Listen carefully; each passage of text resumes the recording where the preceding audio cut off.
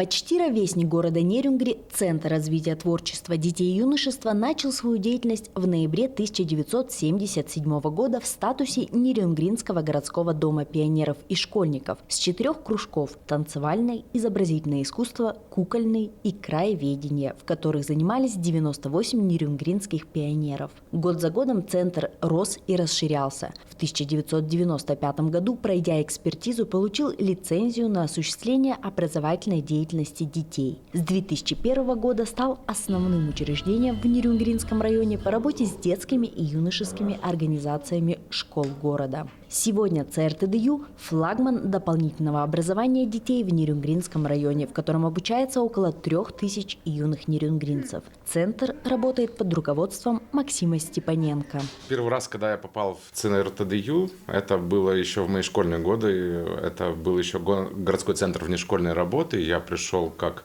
обучающийся, я занимался в фотокружке, занимался в танцевальном кружке. Ну и потом уже во взрослой жизни, во время учебы, завершения учебы в институте, я пришел как преподаватель объединения школьный КВН, и в то время я занимался брейкдансом и вел еще объединение хип-хоп-клуба. Вел 2 направления, в то время мы активно играли в КВН, и я в 2007 году, насколько я сейчас помню, пришел и работал по совмещению. Заканчивал учебу и одновременно преподавал в данном центре. Также занимался с детьми брейкдансом, тогда это тоже было востребованное очень сильное направление, как и не менее сейчас оно сильно востребовано.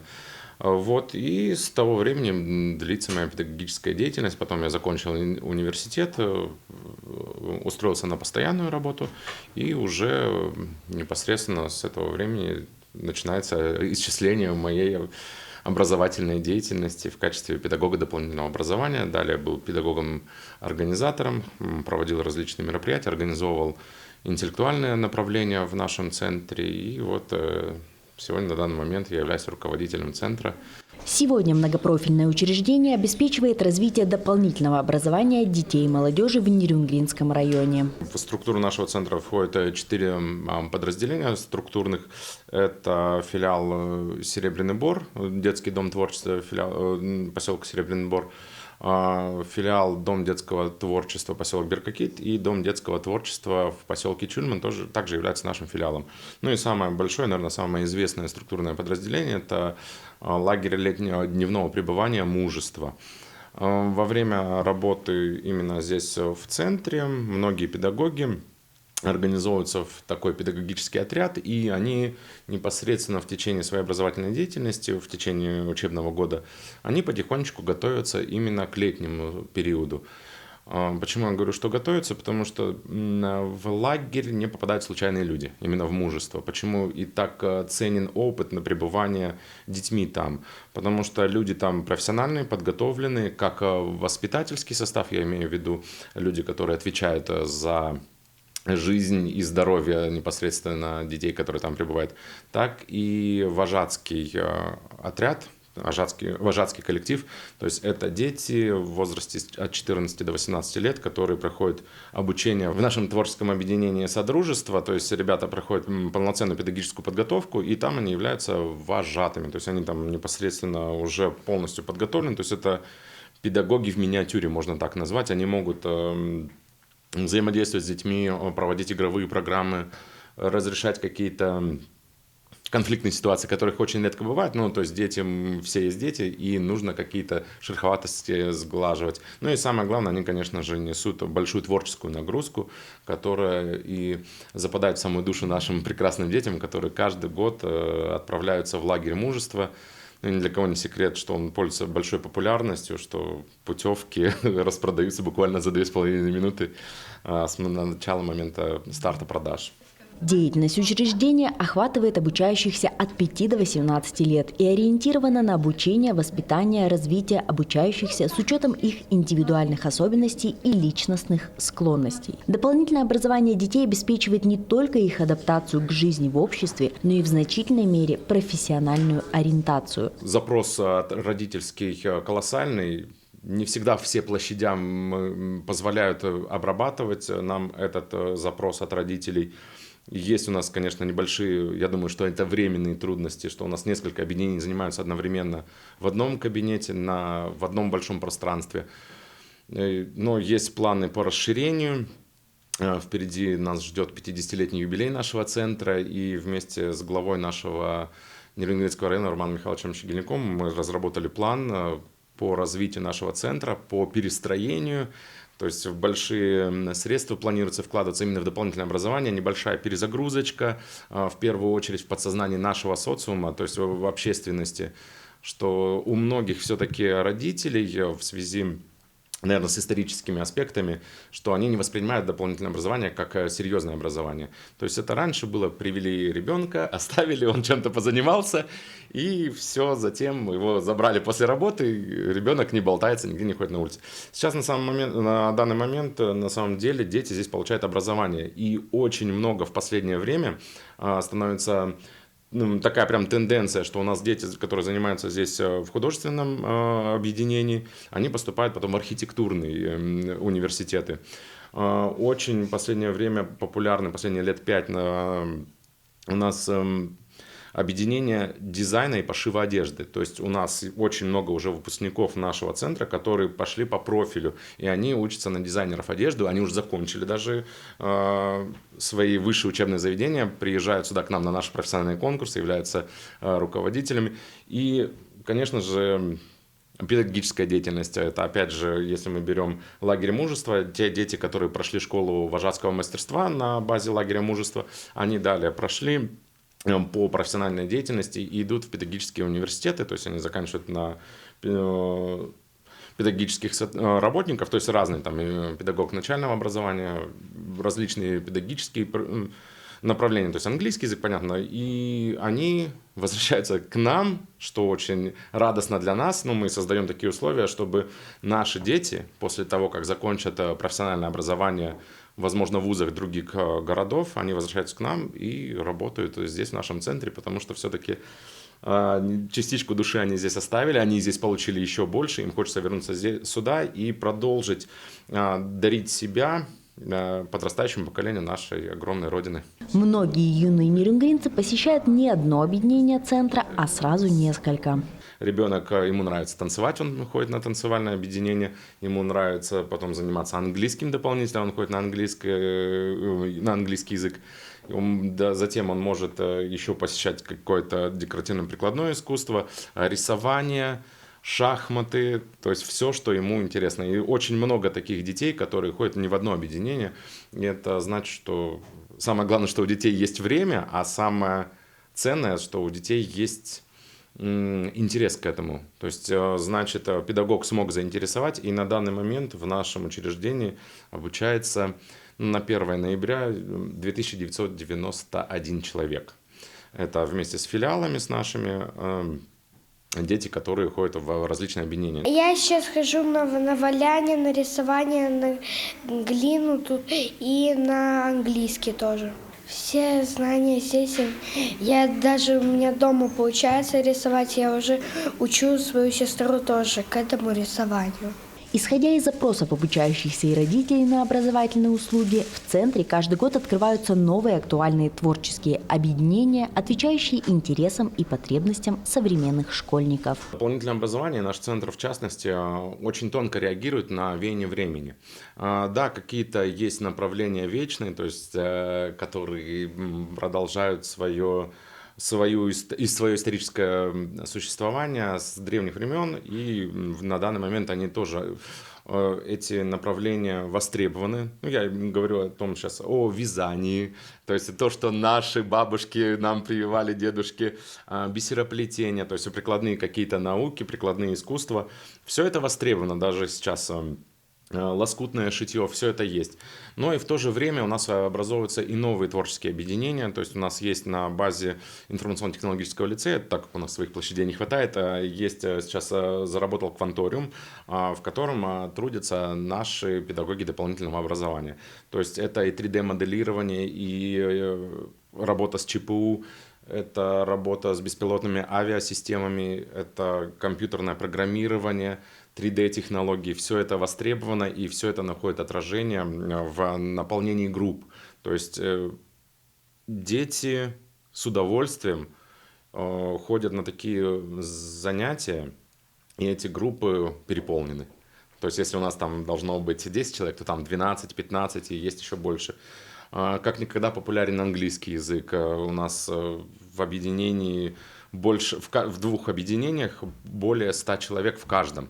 То есть и еще список мы не можем всех принять, потому что кабинеты не могут позволить себе посадить более 15-16 человек, хотя должно быть в группах наполнение не более 10, но мы стараемся пойти на какие-то ухитрения, как-то разделить группы, как-то что-то сделать, чтобы организовать такие обучения для наших детей. Конечно же, с веянием времени сейчас развивается гражданско-патриотическое воспитание. У нас как никогда востребованы движения юноармейцев, это и юные спасатели, это юные пожарные, это объединение с военно-тактической подготовкой, это ребята, которые непосредственно занимаются с моделями оружия. У них есть различные сборы, у них есть туристические походы, у них, то есть прям есть целая школа выживания, в которую дети ходят с удовольствием, их не заставляют, то есть они прям составляют огромный большой кластер детского населения нашего Нерюнгринского района. И в этом году, вот с 2024-2025 учебного года, мы прям отдельно открыли отдел гражданско-патриотического воспитания, то есть настолько этих педагогов становится много, настолько специалистов, высококлассных, прекрасных педагогов становится много в этом дополнительном образовании, что нужно было прямо отдельно организовать для них структуру именно с таким направлением гражданско-патриотического воспитания. Главная ценность учреждения – его люди. Я, наверное, одна из старейших работников этого учреждения, потому что я здесь работаю 27-й год. Пришла я сюда сразу после окончания нашего ЕГУ по специальности учитель начальных классов. Пришла абсолютно молодой, неопытной девушкой.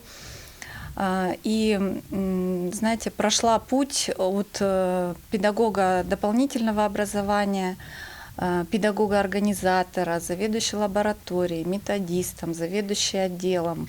Ну и в конечном итоге вот последняя моя должность, да, ступенька, это заместитель директора по учебно-воспитательной работе. Конечно, вот такой мой опыт работы, он помогает видеть всю работу изнутри, то есть я понимаю, была в роли многих, да, педагогических работников. Также руководила одно время музеем, в котором мы сейчас находимся, то есть это тоже была у истоков его зарождения. Вот, поэтому работу всю знаю изнутри, возможно, поэтому мне и легко работать с персоналом.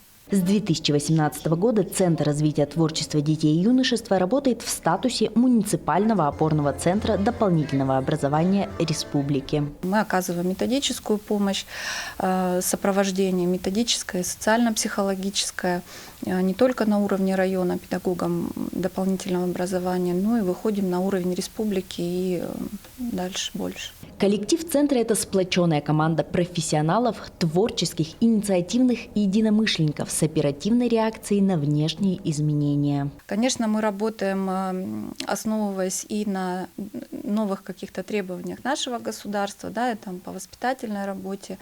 И это и актуальные запросы родителей, потому что в первую очередь мы работаем по запросу наших заказчиков и детей. То есть каждый год мы открываем новые объединения по запросу детей. Вот в этом году мы открыли новых 13 объединений. Очень много, каждый год мы меняем образовательные программы. То есть те, которые становятся неактуальными для детей, не востребованы, мы их убираем, разрабатываем новые. В этом прелесть учреждений дополнительного образования, что мы как раз-таки вот находимся на гребне волны, и мы популярные среди детей направления, мы их стараемся в первую очередь как бы внедрять в свою работу. Вот. Поэтому у нас каждый год это, допустим, видеоблогинг, какие-то у нас сейчас очень активно развивается сотрудничество с информационным лицеем в рамках работы кванториума. Таким образом мы развиваем наше техническое направление.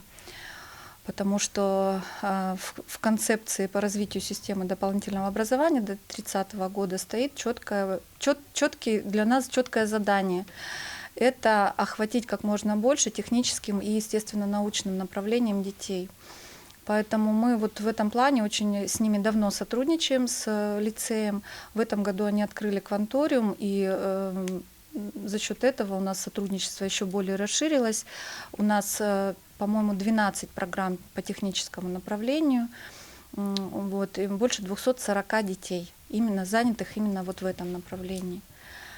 Поэтому стараемся, чтобы детям было интересно, стараемся быть конкурентоспособными с какими-то коммерческими нашими учреждениями, компаниями, да, дополнительного образования.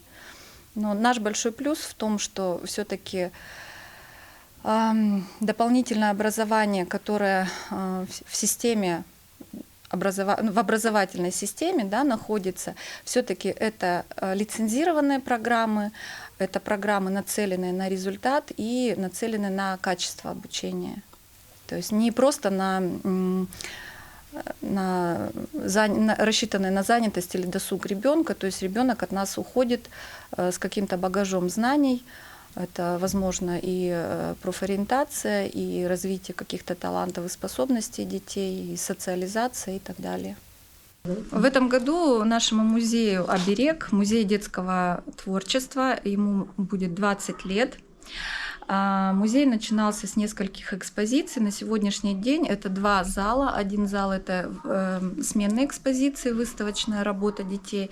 Это персональные выставки детей, это тематические выставки, то есть сменные. И второй зал — это постоянные экспозиции, также сделанные руками детей.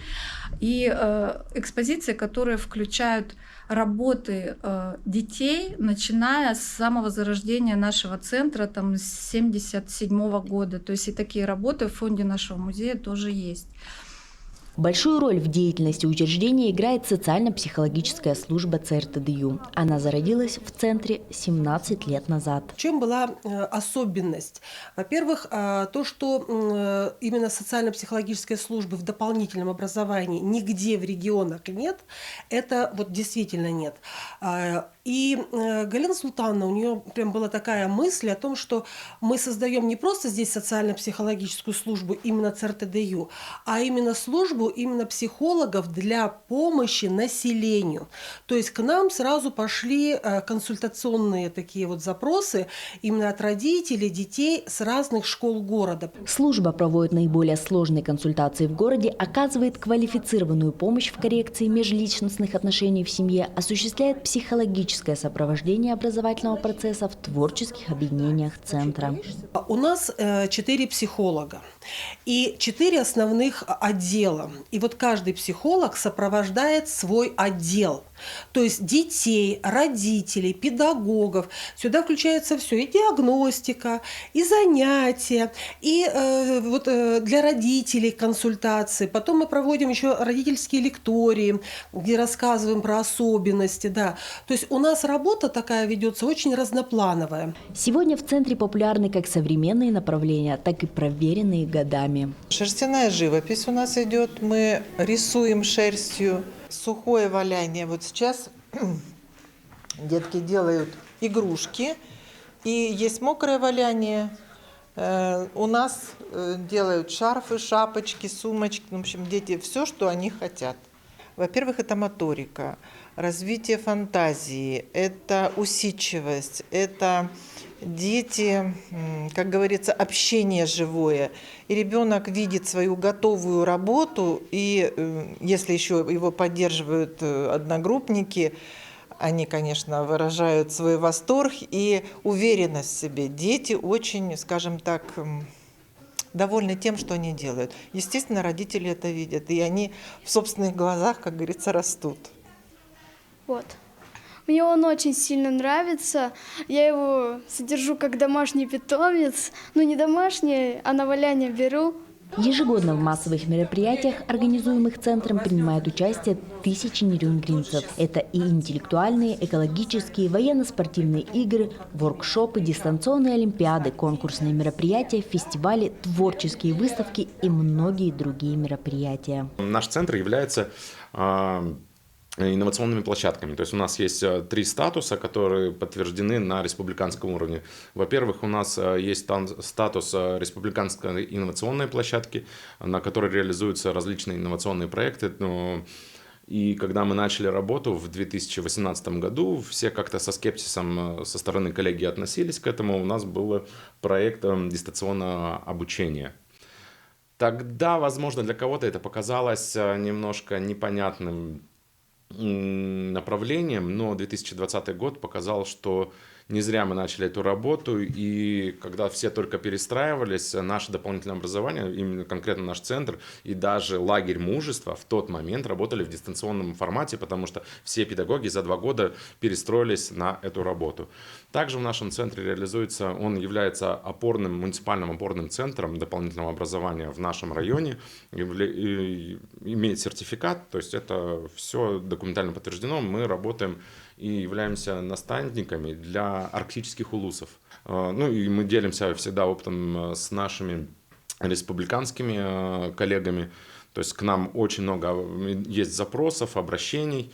Ну и, конечно же, это наша гордость, это проектный центр. На базе нашего центра реализуется именно благодаря гранту главы Республики Саха-Якутия у нас организовался этот проект, проектный центр, и мы помогаем делать проекты, реализовывать остальным образовательным учреждениям. Плюс в этом году у нас еще очень много изменений. Мы вступили во всероссийский проект «Большая перемена», открылся на базе нашего центра. Алена Юрьевна Шумилова занимается и руководит этим процессом.